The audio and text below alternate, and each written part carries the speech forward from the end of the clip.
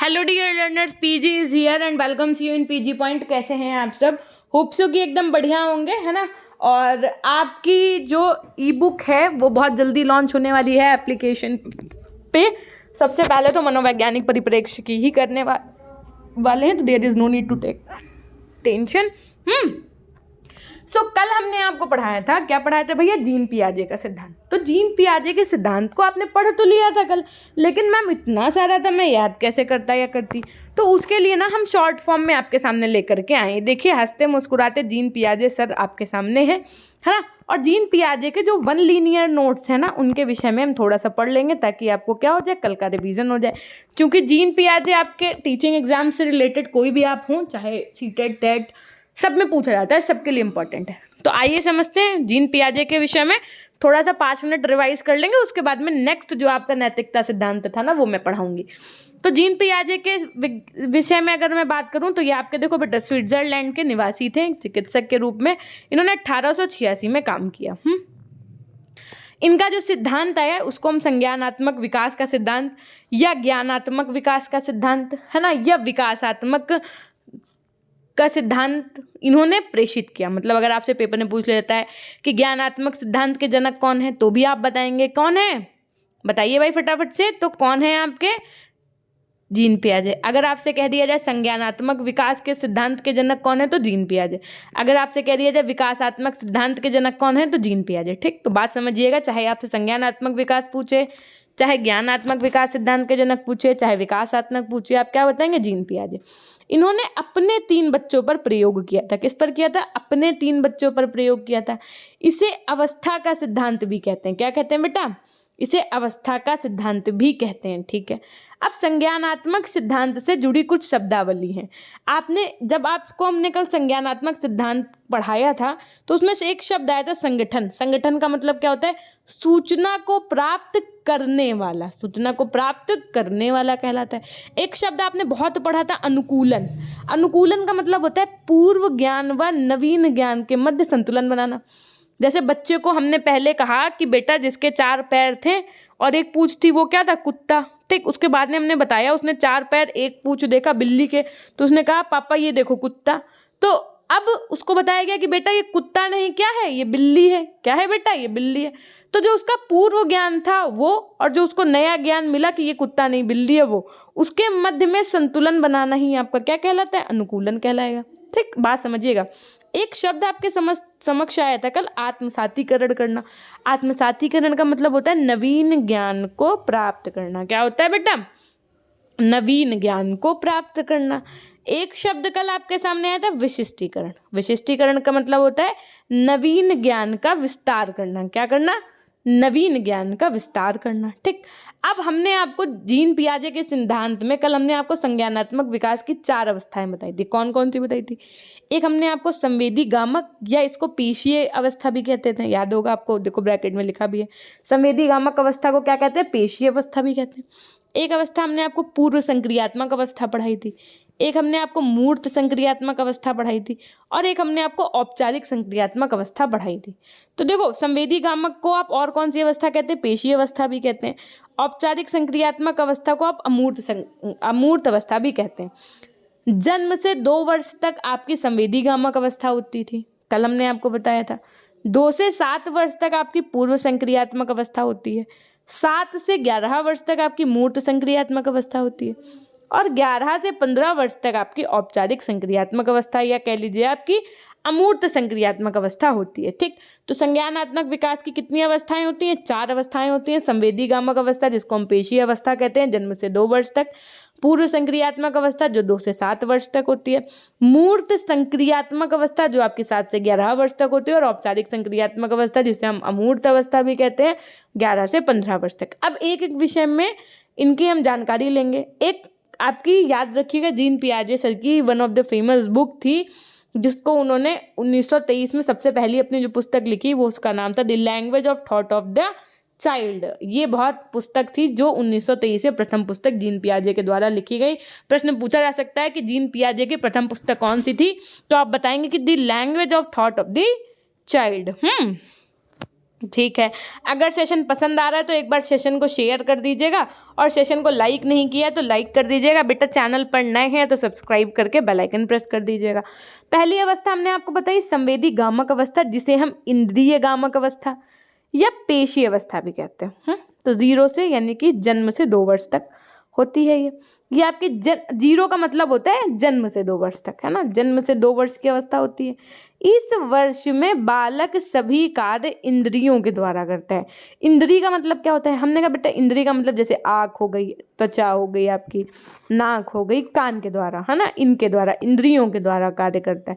गामक क्रियाएं करता है। गामक क्रियाएं मतलब जैसे किसी चीज को पकड़ना, खेलना, लिखना, चूसना। जैसे बच्चा छोटू सा ये होता है, ये हैं आपके, जैसे ये आपको दिख रहा है ना, ये जो कीचू बना हुआ है, ये एक्चुअल में 0 से 2 वर्ष का बच्चा है। ये क्या करेगा, सारा काम अपने आँख, अपनी त्वचा, अपने कान, है ना, इससे करेगा। क्या है, हाँ, रो नहीं बेटा, हंस लो, है ना। तो ये हैं आपके कीचू, और ये आप समझ सकते हैं 0 से 2 वर्ष तक इसमें ये कौन सी चीज़ें करेंगे।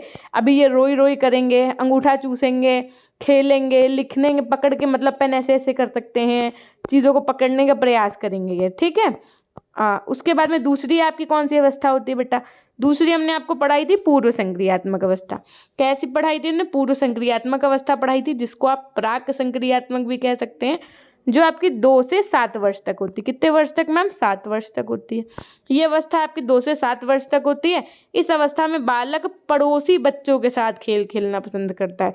यानी कि आप देखते होंगे कि अगर उनको कोई उतना ही बड़ा बच्चा मिल जाता है आस पड़ोस का, तो उनके साथ खेलना पसंद करता है। 2 से 7 वर्ष का बालक पड़ोसी बच्चों के साथ खेलना पसंद करता है। बालक शब्दों व प्रतीकों का प्रयोग सीख जाता है इस उम्र में। बालक प्रतीकात्मक खेल खेलता है 2 से 7 वर्ष के। आपके घर में कोई 2 से 7 साल का बच्चा है तो आप उसको स्मरण में रख करके सीखो तो और अच्छे से सीख पाओगे। इसी को खिलौनों की आयु कहा गया है। प्रश्न बहुत बार पूछा जाता है कि पियाजे के अनुसार खिलौने की आयु कौन सी है। तो जीन पियाजे के अनुसार 2 से 7 वर्ष की अवस्था को खिलौने की आयु कहा गया है, या जीन पियाजे के अनुसार पूर्व संक्रियात्मक अवस्था को खिलौने की आयु कहा गया है, या जीन पियाजे ने प्राक संक्रियात्मक अवस्था 2 से 7 वर्ष तक के बच्चों को उम्र को क्या कहा है, खिलौने की आयु कहा है। ठीक, ये बात याद रखिएगा। इसी दौरान बच्चे में भाषा का विकास प्रारंभ हो जाता है। कब भैया, 2 से 7 वर्ष में। तो देखो ये होता है 2 से 7 वर्ष का बच्चा, जिसमें बच्चा सब सीखता रहता है ना। नेक्स्ट पॉइंट समझेंगे। अब देखो बेटा, मूर्त संक्रियात्मक अवस्था की यदि मैं बात करूंगी ना, तो ये आपकी 7 से 11 वर्ष की होती है ना। और ये अवस्था आपकी, अगर आपसे प्रश्न पूछे कि मूर्त संक्रियात्मक अवस्था जीन पियाजे के अनुसार कब से कब तक मानी गई है, तो बेटा 7 से 11 वर्ष तक।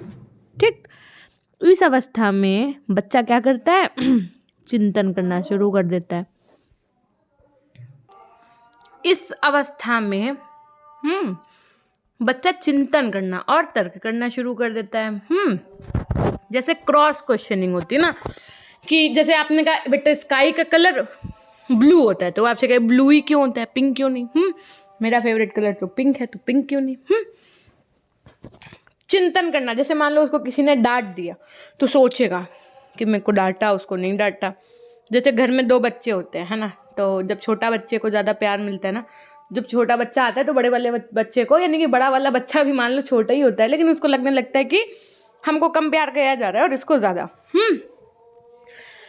7 से 11 वर्ष में बालक दिन, तारीख, समय ये सब बताने लगने के योग्य हो जाते हैं। गणित की क्रियाएं, इसी अवस्था में बालक अनुपात, अंतर, आकार, भार, क्रम ये सब सीख जाता है ना। जैसे आप क्या होता है कि बच्चे से पूछो कि उनके पास 2 टॉफी हैं, आपके पास 1 है, किसके पास ज़्यादा है, तो बच्चा बताने लगेगा। इसमें मूर्त चिंतन प्रारंभ हो जाता है, यानी कि बॉल को देखेगा तो बॉल बताएगा, है ना। तो देख करके चीज़ों का चिंतन प्रारंभ हो जाता है। ये जैसे बच्चे होते हैं आपके, है ना। उसके बाद में चौथी आपकी अवस्था कौन सी होती है, औपचारिक संक्रियात्मक अवस्था, जिसको आप अमूर्त अवस्था कहते हैं। 11 से 14 वर्ष की अवस्था आपकी कहलाती है। ये 11 से 14 वर्ष से आगे की अवस्था होती है। इस अवस्था में किशोर जो होते हैं वो मूर्त के साथ साथ अमूर्त चिंतन करने के भी योग्य हो जाते हैं। अमूर्त का मतलब जो चीज़ें सामने ना हो, जैसे चीज़ों को याद करना, जैसे 2 का टेबल याद करना, मनन करना चीज़ों का, ये सब इस एज में हो जाता है। कार्य जैसे कोई होता है तो उसके कारण को समझता है, यानी कार्य में अंतर समझता है। इसलिए तार्किक चिंतन की अवस्था अगर पूछा जाए आपसे कौन सी अवस्था होती है, तो आपकी औपचारिक संक्रियात्मक या अमूर्त अवस्था होती है। ये कुछ बच्चा इस एज में इस तरीके का हो जाता है ना। ये तो हो गया आपका जीन पियाजे का सिद्धांत का पूरा कंप्लीट रिवीजन, है ना। अब हम लोग चलेंगे आपका जो नेक्स्ट टॉपिक है उसकी तरफ। अब देखिए नेक्स्ट टॉपिक हम आपको क्या पढ़ाने वाले थे, कोहलबर्ग का नैतिक विकास सिद्धांत, है ना। कोहलबर्ग का मॉरल डेवलपमेंट थ्योरी पढ़ाने वाले थे। तो आप समझिए जीन पियाजे द्वारा प्रस्तुत नैतिक विकास से संबंधित शोधों एवं उसके आधार पर दी गई नैतिक विकास की 4 अवस्थाएं थी। किसने 4 अवस्थाएं दी? अब देखो कोहलबर्ग के अनुसार 4 अवस्थाएं अलग हैं, जीन पियाजे के अनुसार अलग हैं, तो इसलिए आपको अलग अलग मनोवैज्ञानिक के अनुसार याद रखना पड़ेगा।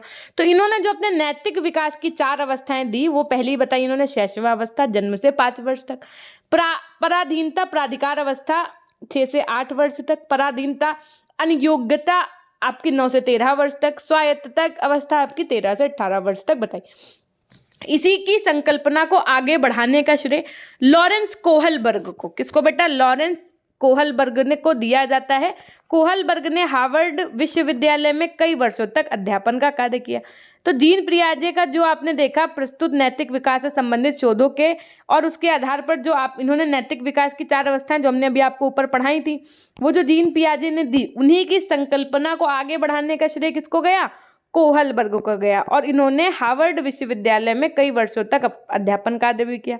लॉरेंस कोहलबर्ग के विषय में पहले जान लेते हैं थोड़ा सा। तो कोहलबर्ग नैतिक विकास में पियाजे के सिद्धांत से सहमत थे, किंतु इन्होंने कई प्रकार से उसे व्यापक रूप प्रदान किया। मतलब उसमें और इन्होंने क्या किया, शोध कार्य किए और चीजों में अलग अलग बातें नई नई और जोड़ी। तो पियाजे की तरह कोहलबर्ग ने भी किसको बताया, नैतिक विकास में क्या किया, सामाजिक पक्ष पर जोर दिया। कोहलबर्ग के अनुसार क्या था भैया, सामाजिक परिप्रेक्ष्य बालक के मानसिक विकास में महत्वपूर्ण योगदान रखता है। कोहलबर्ग ने अपना पहला आधारभूत प्रयोग मध्यवर्गीय तथा निम्नवर्गीय परिवारों के 72 बालकों पे किया। देखो सबसे बड़ा अंतर तो यही है कि जीन पियाजे ने अपने 3 बच्चों पे किया था, सारे जो भी उन्होंने अपने मतलब चीज़ों की संकल्पनाएं वगैरह दी वो किस आधार पर दी थी, अपने 3 बच्चों पर उन्होंने शोध कार्य किया था। इन्होंने मध्यवर्गीय और निम्न वर्गीय कितने 72 बालकों पर किया था और इन बालकों की आयु 10 वर्ष से लेकर के कितनी थी, 16 वर्ष तक की थी। उन्होंने बाद में अपने प्रयोगों में अमेरिका के अन्य शहरों के एवं अन्य देशों के छोटी आयु के बालक बालिकाओं, बाल अपराधी बालकों आदि को भी सम्मिलित किया था। कोहलबर्ग के सिद्धांत की जो मूलभूत मान्यताएं थी, जो बेसिक एजम्पशंस थी, वो क्या थी वो समझेंगे। पहली इनकी मान्यता ये थी कि बालकों के नैतिक विकास के स्वरूप को समझने के लिए उनके तर्क एवं सिद्धांत के स्वरूप का विश्लेषण करना आवश्यक होता है। बालकों द्वारा प्रदर्शित प्रतिक्रियाएं के आधार पर इनकी नैतिकता का सही अनुमान नहीं लगाया जा सकता है। अधिकतर परिस्थितियों में बालक भय अथवा पुरस्कार के लालच में वांछनीय व्यवहार प्रदर्शित करता है, नैतिक चिंतन के कारण नहीं। देखो कभी कभी क्या होता है कि बच्चा बहुत ज़्यादा, जैसे आपने बच्चे अपने क्लास में कहा कि जो बच्चा चुप रहेगा उसको हम टेस्ट में 1 नंबर ज़्यादा देंगे, तो क्या होता है पूरी क्लास चुप हो जाती है। तो इसका मतलब क्या है, बच्चे को 1 नंबर का लालच है। जैसे आपने कहा कि जो बढ़िया से नंबर लाएगा क्लास में उसको चॉकलेट देंगे, या जो रोज़ बढ़िया से क्लास में बिहेव करेगा उसको बढ़िया मार्क्स देंगे या बढ़िया चॉकलेट देंगे। तो बच्चा क्या करेगा, लालच के चक्कर में कि हमको पुरस्कार मिलेगा, इसके चक्कर में वो अपना बिहेवियर चेंज कर देता है। तो इन्होंने कहा कि इस बेसिस पे हम अनुमान नहीं लगा सकते। कोहलबर्ग ने बालक को किसी धर्म संकट की स्थिति में रखकर ये देखा कि बालक उस परिस्थिति में क्या विचार करता है एवं किस तर्क के आधार पर उचित व्यवहार के लिए निर्णय लेता है। इस उपागम को प्राणीगत उपागम यानी ऑर्गेनिज्म अप्रोच भी कहा गया है। इन कोहलबर्ग का कहना था जैसे मान लो हम बच्चे के सामने कोई कंडीशन रख दें, क्या रख दें, कोई कंडीशन रख दें कि भाई मान लीजिए आप हैं, आपके सामने आपकी मम्मा को ये हो गया, आपके डैडा को ये हो गया, है ना, और एक अन्य पुरुष था उसको भी ये हो गया, तो आप इस सिचुएशन में क्या करेंगे। तो इस तरीके से सिचुएशन बेस्ड जैसे आप क्वेश्चन रखोगे ना, तब आप जान पाओगे कि बच्चे का तार्किक चिंतन किस आधार पर है। कोहलबर्ग ने और क्या माना, कोहलबर्ग ने कहा कि नैतिक विकास सिद्धांत को अवस्था सिद्धांत भी कहते हैं। क्वेश्चन पूछा जा सकता है नैतिक विकास सिद्धांत को और क्या कहते हैं, अवस्था सिद्धांत भी कहते हैं। इन्होंने संपूर्ण नैतिक विकास की 6 अवस्थाओं को विभाजित किया। जीन पियाजे ने 4 बताया और कोहलबर्ग ने कितनी 6 अवस्थाओं में विभाजित किया। तथा इसे सार्वभौमिक भी माना, यानी यूनिवर्सल भी माना। इनके अनुसार सभी बालक इन अवस्थाओं से गुजरते हैं। इन्होंने कहा कि जो हम 6 अवस्थाएं बता रहे हैं, इससे हर एक बच्चा गुजरता है। ये अवस्थाएं एक निश्चित क्रम में आती है, मतलब एक के बाद एक आती है। ऐसा नहीं है कि ये वाली अवस्था पहले आ गई, ये बाद में आ गई, जो इन्होंने बताया। और ये क्रम बदला नहीं जा सकता, कि मतलब उन्होंने कहा जो मेरी पहली अवस्था है, जो दूसरी अवस्था है, ऐसा नहीं हो सकता कि दूसरी वाली पहले आ जाए ना, फिर तीसरी आएगी, फिर चौथी आएगी। इस तरीके से इन्होंने बताया बात अपनी। प्रत्येक अवस्था में पाई जाने वाली नैतिकता का गुण अन्य अवस्थाओं की नैतिकता से भिन्न होता है। प्रत्येक अवस्था में बालक की तर्क शक्ति नवीन प्रकार की होती है। और इन्होंने ये भी बताया कि जो हमने अवस्थाएं दी हैं, 6 अवस्थाएं, उनमें इन 6 अवस्थाओं में क्या होगा, बच्चे का बिहेवियर अलग होगा, बच्चे के नैतिकता सोचने का तरीका अलग होगा, उनकी शक्ति अलग अलग होंगी। फिर इन्होंने बताया कि जब बालक एक अवस्था से दूसरी अवस्था में प्रवेश करता है, तो उस बालक के भीतर नैतिक व्यवहार गुणात्मक परिवर्तन कर तथा उस कैसे उत्पन्न होता है, ये एक विचारणीय प्रश्न है। इसके अनुसार नैतिक व्यवहार के गुणात्मक परिवर्तन क्रमिक रूप से ही आते हैं, अचानक ही उत्पन्न नहीं होते। किसी अवस्था में पहुंचने पर बालक मात्र उसी अवस्था की विशेषताओं को ही प्रदर्शित नहीं करता, अपितु उसमें कई अवस्थाओं के व्यवहार मिश्रित रूप से दिखाई पड़ते हैं। उसमें अधिकांश व्यवहार जिस अवस्था के अनुरूप होते हैं, बालक को उसी अवस्था में मान लिया जाता है। कोहलबर्ग ने सहयोगी, जो कोहलबर्ग के एक सहयोगी थे, कौन थे भैया, इलियट टूरियल, इनके अनुसार बताया गया कि प्रायः समस्त बालक नैतिक विकास की एक अवस्था के उपरांत दूसरी अवस्था में प्रविष्ट होते हैं, परंतु सभी बालक 6 अवस्थाओं तक नहीं पहुंच पाते। नैतिक विकास की अंतिम अवस्था तक जाने वाले बालकों की संख्या बहुत ही कम होती है। इस प्रकार नैतिक तर्क शक्ति या नैतिक चिंतन की दृष्टि से बालकों में व्यक्तिगत भिन्नताएं दृष्टिगोचर होती हैं। ये भिन्नताएं विकास की गति एवं विकास की सीमाएं दोनों ही कारणों से उत्पन्न होती हैं। मशहूर एक लघु कथा है, ये आप समझिएगा। यूरोप, आप देखो ये समझना पड़ेगा, क्यों, क्योंकि इसी के आधार पर इन आगे स्तर समझाया गया। तो एक लघु कथा के रूप में क्या बताया गया कि यूरोप की एक महिला विशिष्ट प्रकार के कैंसर से पीड़ित थी। डॉक्टर के अनुसार मात्र एक दवा थी जिसे विक्रेता ने स्वयं तैयार किया, लागत से 10 गुना दाम वो ले रहा था, $2000 की। बीमार महिला का पति हिंज कर्ज से 1000 पाया। औषधि विक्रेता से कहा कि आधी कीमत पर अभी और आधी बाद में ले ले, मतलब थोड़े रुपए अभी ले ले, थोड़े बाद में ले ले। विक्रेता नहीं माना। फिर हिंज ने औषधि विक्रेता के स्टोर से ताला तोड़कर वो दवाई क्या कि चुरा लिया। अब बच्चों से आप देखो, बच्चों के सामने क्या करना है आपको, ये स्टोरी सुनानी है कि देखो बेटा, एक यूरोप में एक महिला थी, वो कैंसर से पीड़ित थी। बच्चों के सामने आप एक स्टोरी सुनाओ, है ना। तो और डॉक्टर ने कहा कि सिर्फ यही एक दवा है जो इसमें फ़ायदा करेगी, और जो दवा थी वो एक्चुअल में कितने की थी भैया, $2000 की थी। उसको वो बेच रहा था, जो जिसके मेडिकल स्टोर पे दवा थी, और दुनिया में सिर्फ वो उसी के पास थी और किसी के पास नहीं थी। अब जो बीमार महिला थी, जो उनके हस्बैंड थे, तो उन्होंने कर्ज से किसी तरीके से $1000 जमा कर पाए। उन्होंने, जो औषधि विक्रेता था, यानी कि जिस मेडिकल स्टोर से दवाई मिलती थी, तो उन्होंने कहा कि आप हमसे $1000 अभी ले लो, 1000 बाद में ले लेना। तो उन्होंने कहा कि नहीं दे पाएंगे, मतलब उन्होंने वो दवा हिंज को नहीं दी। फिर हिंज ने सोचा कि मुझे अपनी वाइफ को तो बचाना ही है, मैं क्या करूं, उसके पास कोई और चारा नहीं बचा। तो उसने क्या किया, उस मेडिकल स्टोर की दुकान का रात में गया, ताला तोड़ा और वो दवा चुरा लाया। अब दवा चुरा लाया, दवा चुरा के डॉक्टर को दिया, उस महिला की यानी उसकी वाइफ की जान बच गई। तो जान भी बच गई, अब लेकिन उसने गलत कार्य भी किया भाई, चोरी भी की। तो अब आपको अपनी क्लास में बच्चों से ये पूछना है कि बताओ हिंज ने सही किया कि गलत, है ना। क्या हिंज को ऐसा करना चाहिए था, या उसका व्यवहार नैतिक रूप से सही था या गलत था, और गलत था तो क्यों गलत था। ऐसा प्रश्न जब आप बच्चे के सामने करेंगे तो उसके दिमाग की मेंटालिटी को समझ पाएंगे कि बच्चा क्या सोच रहा है।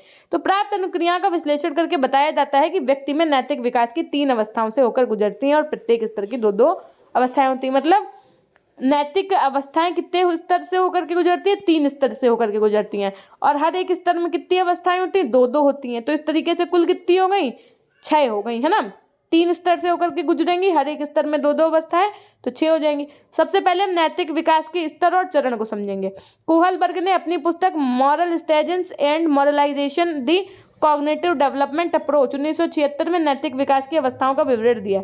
इन्होंने कहा कि नैतिक विकास के स्तर तो 3 होते हैं, लेकिन चरण 6 होते हैं। क्या कहा, स्तर तो 3 होते हैं लेकिन चरण 6 होते हैं। कौन कौन से स्तर में कौन कौन से चरण आते हैं, इसका स्क्रीनशॉट ले लो, one of the most important. जो कोहलबर्ग का नैतिकता का सिद्धांत था, उसमें पहला स्तर होता है आपका पूर्व परंपरागत स्तर, दूसरा होता है आपका परंपरागत स्तर, और तीसरा होता है आपका पश्च परंपरागत स्तर। अब इन 3 स्तरों के अंदर कितने चरण आएंगे, 6-6, है ना। मतलब कुल मिला के 2-2 हर एक स्तर में आएंगे, तो कुल 6 चरण आएंगे। कौन कौन से के अंतर्गत कौन से आते हैं, इसी से संबंधित प्रश्न भी बनता है। पूर्व परंपरागत स्तर के अंदर आपका दंड और आज्ञाकारिता और व्यक्तिवाद, कारणवाद तथा विनिमय का चरण आएगा। परंपरागत स्तर के अंदर आपका अंतर वैयक्तिक संबंध यानी कि अच्छा बालक या बालिका और सामाजिक व्यवस्था को बनाए रखना, ये आएगा। पश्चिम परंपरागत स्तर के अंतर्गत आपका सामाजिक अनुबंधन या व्यक्तिगत अधिकार का और चरण, साथ में सार्वभौमिक नैतिकता के सिद्धांत का चरण आता है। अब इन 6 चरणों को आपको हमारे साथ में क्या करना है भैया, पढ़ना है। ठीक, बस इतना सा पढ़ लेना है, फिर आपका ये हो जाएगा चैप्टर खत्म। सबसे पहले हम लोग इन तीनों स्तर को पढ़ेंगे। सबसे पहले आपका पूर्व परंपरागत स्तर। इस स्तर में 9 साल तक के बालक और बालिकाओं को सम्मिलित करते हैं। इस अवस्था में वे सांस्कृतिक नियमों अथवा और उनके अनुक्रिया करते हैं, किंतु उनके व्यवहार उन नियमों के परिणामों के अनुरूप होते हैं। इस स्तर के अंतर्गत निम्नलिखित 2 चरण आते हैं। कौन कौन से 2 चरण आते हैं? एक तो आता है दंड और आज्ञाकारिता का चरण। इसमें क्या बताया गया, तो इस अवस्था में बालक स्वकेंद्रित होते हैं। कैसे होते हैं? ईगो सेंट्रिक, स्वकेंद्रित। यानी कि अतः दूसरे को बनाए गए नियम के लाभ की बातों को समझ नहीं पाते और दंड से बचने हेतु नियमों का पालन करने लगते हैं कि भाई यार मार न पड़े, इस वजह से इस चीज को वो याद कर लेते हैं। इस अवस्था में बालक केवल समाज के नियमों को समझते हैं तथा उनका आचरण करने लगते हैं। हिंद की दुविधा का उदाहरण देते हुए उसके पक्ष तथा विपक्ष में इस अवस्था के बच्चे इस प्रकार से तर्क देंगे। क्या तर्क देंगे? पक्ष में अगर तर्क देगा बच्चा तो कहेगा कि अगर हिंद अपनी पत्नी को मरने देता तो उसकी कठिनाइयां बढ़ेंगी। अगर बच्चा विपक्ष में है तो वो कहेगा उसे औषधि चुरानी नहीं चाहिए थी क्योंकि वह पकड़ा जाएगा और उसे जेल हो जाएगी, है ना। तो कुछ बच्चा ये भी आपको आंसर करेगा। दूसरा आपका पूर्व परंपरागत स्तर का दूसरा चरण था वो था व्यक्तिवाद और विनिमय का। इसमें क्या होता है, इस अवस्था में बालक उस कार्य को नैतिक कार्य मानते हैं जिसके द्वारा उनकी आवश्यकताओं की पूर्ति होती है। बालक उसी कार्य को करते हैं जो उन्हें उचित लगता है। हिंस की दुविधा की अवस्था में अब अगर बच्चा इस अवस्था में होता तो क्या तर्क देता? तब पक्ष में अगर तर्क देता तो कहता थोड़े समय के लिए भी जेल जाएगा तो क्या हुआ, फिर बाहर आने पर अपनी पत्नी को तो वो पाएगा, कम से कम जिंदा तो रहती वो। विपक्ष वाली अगर बच्चा है मान लो तो वो ये कहेगा कि कोई विशेष फायदा नहीं होगा क्योंकि जेल से बाहर आने पर संभवतः उसकी पत्नी हो सकता है तब तक मर जाए जब तक वो जेल से है ना, ये कह सकता है। उसके बाद में आपका दूसरा स्तर आता है, क्या आता है? परंपरागत स्तर। इस स्तर के अंतर्गत किशोर, बालक व वयस्कों को सम्मिलित किया गया है। किसको किसको बेटा? किशोरों को और बालक, किशोर बालक जो होते हैं उनको और वयस्क लोगों को। इसके अंतर्गत निम्नलिखित 2 चरण को समावेशित किया गया। कौन कौन से 2 चरण? पहला चरण होता है आपका अंतरवैयक्तिक संबंध। क्या बताते हैं? अंतरवैयक्तिक संबंध।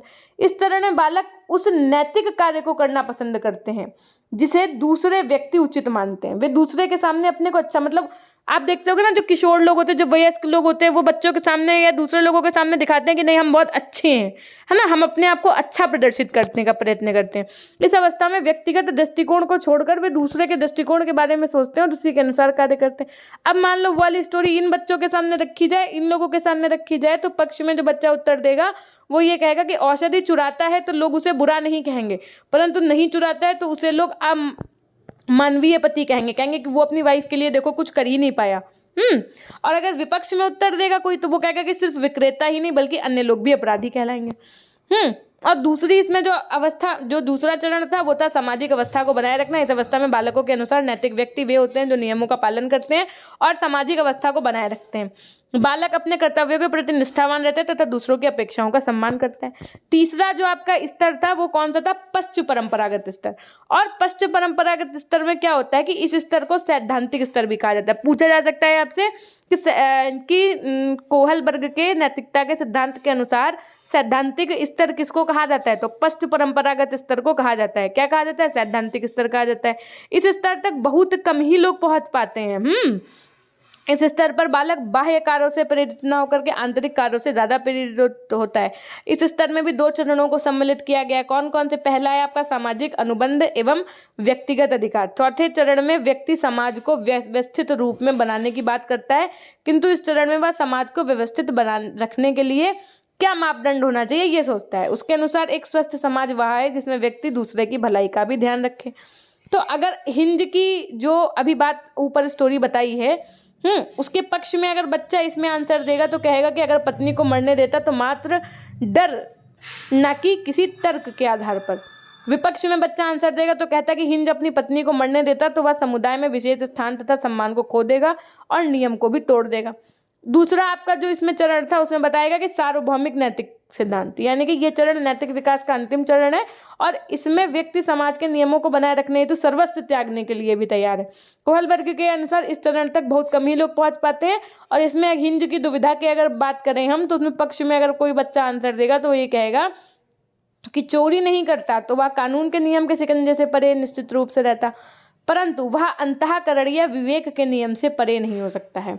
विपक्ष में कहता तो वो कहता यदि वह औषधि चुराता है तो उसे अपने आप को निंदित करना पड़ेगा, क्योंकि उसका ये व्यवहार अपने विवेक तथा ईमानदारी के मानक के अनुरूप नहीं होगा। तो कोहलबर्ग ने क्या कहा? कोहलबर्ग के अनुसार व्यक्ति इन चरणों का पालन करके ही नैतिक रूप से विकसित होता है और बालक यदि द्वितीय चरण से प्रारंभ करे या एक चरण को छोड़कर दूसरे चरण में पहुंच जाए तो उसका नैतिक विकास जो होता है, मॉरल डेवलपमेंट जो होता है, वो संभव नहीं होता है। तो अल्टीमेटली क्या हुआ था कि भैया जो आपके कोहलबर्ग थे इन्होंने क्या बताया, इन्होंने 6 पूरे क्या बताई, 6 चरण बताए, 6 अवस्थाएं बताई। इन्होंने तीन स्तर में 2-2 चरण बताए हैं, ये याद रखिएगा। और इन्होंने हिंज की कहानी पर इन सबका पूरा क्या किया है, इनका पूरा जो कह सकते हैं सिद्धांत था वो हिंज की कहानी पर डिपेंड था। हिंज की स्टोरी आपको याद होनी चाहिए, आपको इन 6 चरण के विषय में ज्ञात होना चाहिए और कब कौन क्या निर्णय लिया है ये आपको पता होना चाहिए, है ना, हिंज की स्टोरी के अनुसार। कल फिर से इसका हम लोग रिवीजन करवा देंगे आपको और आपको हम कल वाइगोत्स्की का सिद्धांत पढ़ा देंगे, यानी कि कल आपको हम कोहलबर्ग का जो नैतिक सिद्धांत है जैसे हमने आपको आज रिवीजन कराया है पियाजे का तो एकदम अच्छे से याद हो गया, वैसे कल हम आपको कोहलबर्ग का शॉर्ट फॉर्म में रिवीजन करा देंगे, आपको याद हो जाएगा और वाइगोत्स्की का सिद्धांत पढ़ाएंगे, है ना। तो ये वाइगोत्स्की का सिद्धांत थोड़ा सा बड़ा है तो इसलिए पूरा कल कंप्लीट कर देंगे, आपकी यूनिट 1 कल पूरी कंप्लीट हो जाएगी। तो एक बार फटाफट से वीडियो पसंद आया है तो लाइक ज़रूर कर दीजिएगा। हम आपसे चाहते हैं कमेंट सेक्शन में कमेंट ज़रूर कर दीजिएगा और आपके साथ जिन भी बच्चों ने बेटा बीएड में एडमिशन लिया है ना, बीएड फर्स्ट सेमेस्टर वालों को ये क्लास ज़रूर शेयर कर दिया करिए, उनके लिए बहुत इंपॉर्टेंट है। इतना डीपली आपको कोई नहीं पढ़ाएगा और मेरा मानना ये है कि जब तक बेटा आप डीपली नहीं पढ़ोगे ना बुक से पूरा अच्छे से, तब तक आप नहीं समझ पाओगे चीज़ों को, क्योंकि आप लोग फर्स्ट सेमेस्टर में हो, है ना। तो अच्छे से पूरा आपको इतना डीपली, कहीं कॉलेज वॉलेज में भी शायद ही क्लासेस अभी लगना शुरू भी हुई होंगी, लग रही हैं तो बहुत बढ़िया, ज्वाइन करिए, नहीं लग रही हैं तो सेशन को ज्वाइन करिए, कहीं ना कहीं से तो बेटा पढ़ना ही है आपको, अच्छे से नंबर तो लाना ही है ना। तो एक बार आप हमारे टेलीग्राम चैनल से जुड़ जाइएगा। टेलीग्राम चैनल का नाम हमारा क्या है भैया, पीजी पॉइंट है और पीजी पॉइंट ऑफिशियल के नाम से हमारी इंस्टाग्राम आईडी भी है, आप हमसे वहाँ पर भी जुड़ सकते हैं। पीजी पॉइंट के नाम से ऐप है, ऐप इंस्टॉल कर लीजिए, वहाँ पर बहुत जल्दी आपके लिए ई बुक लॉन्च करेंगे हम। ये थी एक छोटी सी जानकारी, मिलते हैं हम आपसे नेक्स्ट क्लास के माध्यम से, तब तक के लिए अपना ध्यान रखिएगा, हमेशा खुश रहिए, मुस्कुराते रहिए, कभी अपने लिए तो कभी अपनों के लिए। Till then take care, bye bye, love you all, love you my dear class.